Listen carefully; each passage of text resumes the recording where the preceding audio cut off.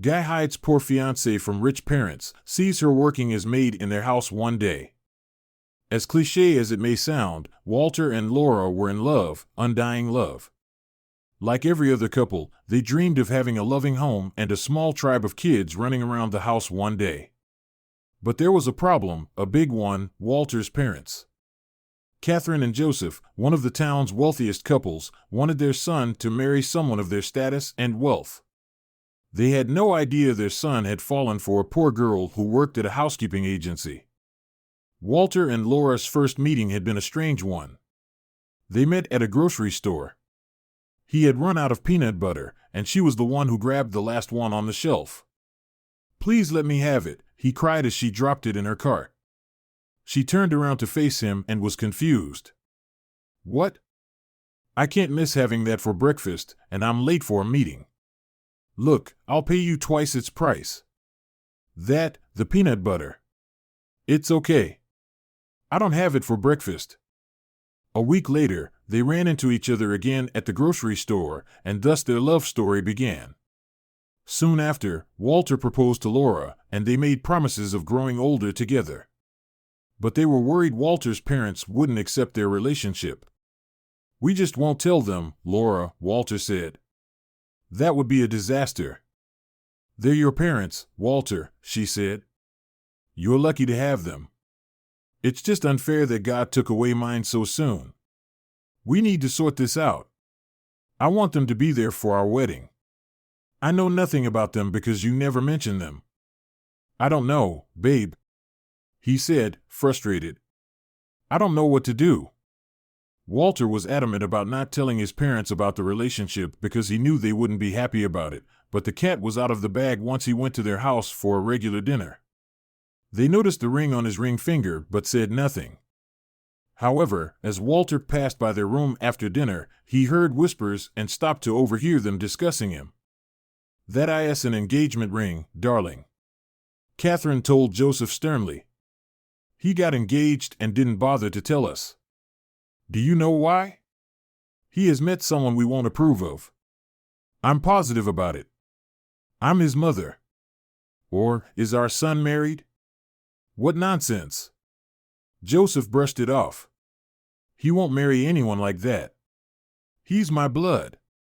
Any random girl from the streets isn't welcome in this house."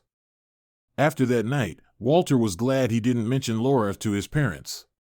He was clueless about what was brewing in his parents' minds. A week later, Walter received an invitation from his parents. It was Joseph's 50th anniversary as the company's director, and there was a grand celebration at their home. All employees, as well as friends and family, were sent invitations, so Walter received one as well. Much like his successful father, Walter was a wealthy and successful businessman, and he was looking forward to the event. For the important night, he wore one of his favorite suits, which Joseph had brought from France, and arrived on time. "Son, you're here." Joseph received him at the entrance and gave him a warm hug. Then his mother kissed him on the cheek. "Come on in, honey. You look amazing." As Walter joined the party, his mother started introducing him to the daughters of their rich business friends, even though he had no interest in it. "Mom, please excuse me," he somehow saved himself from the forced meetings and headed to the wine counter. Suddenly, he noticed something and stopped dead. Walter saw Laura dressed in a maid's uniform serving snacks to guests. He didn't like how some of the men were looking at her. "Laura," he yelled as he dashed over to her and grabbed her arm. "What exactly is all of this? Why are you here?" "Walter? What are you doing here?" "This is my party, Laura." "This is my parents' house," he said angrily. I had no idea. I was called here for the job." "Hey, Walter, are you okay?"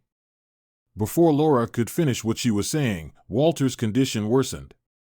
Soon, he was on the floor, shaking from an epileptic seizure, and a loud gasp rang out in the room. "Walter," his parents cried and ran over to him. "What happened to our son?" "Oh no, honey," Catherine said in tears.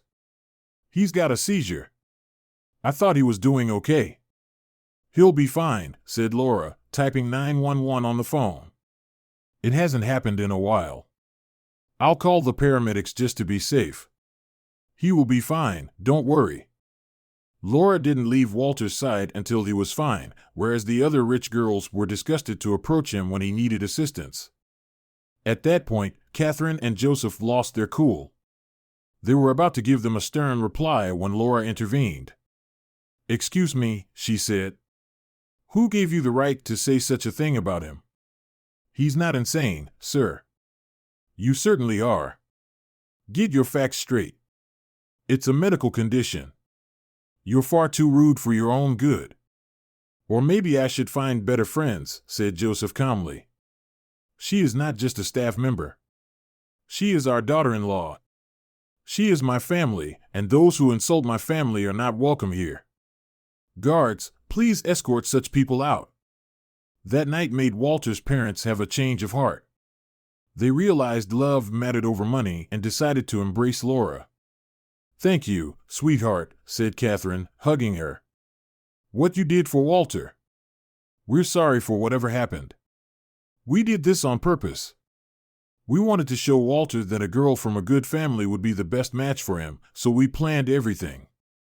We found out about your housekeeping agency, and, oh, I'm sorry, would you forgive us?" Laura had a big heart, so she decided to forgive Walter's parents. On one condition, she said as she hugged Catherine back. "Can I call you Mom? I never had one and would love to have you as my mother. Please?" 6 months later, Laura and Walter had a big, fat, happy wedding, and Laura walked down the aisle with Walter's dad. A year after that, good news followed. Catherine and Joseph received 2 T-shirts as Christmas presents, which read, "Best Grandparents." And Laura and Walter welcomed twin baby girls 9 months after that.